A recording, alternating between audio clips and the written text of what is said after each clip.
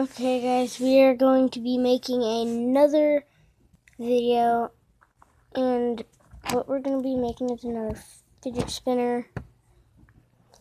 And what you're going to need is a wheel, 5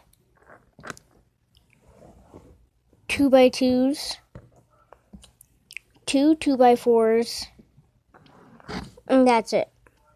So first, look at it from the wheel side up and put a 2x2 block right there.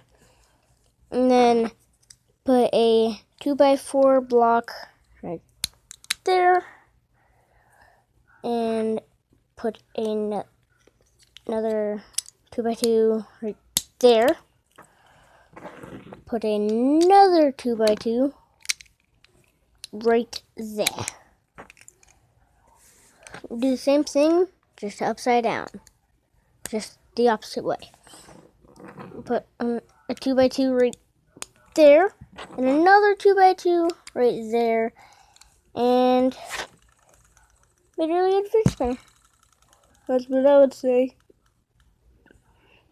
And bye!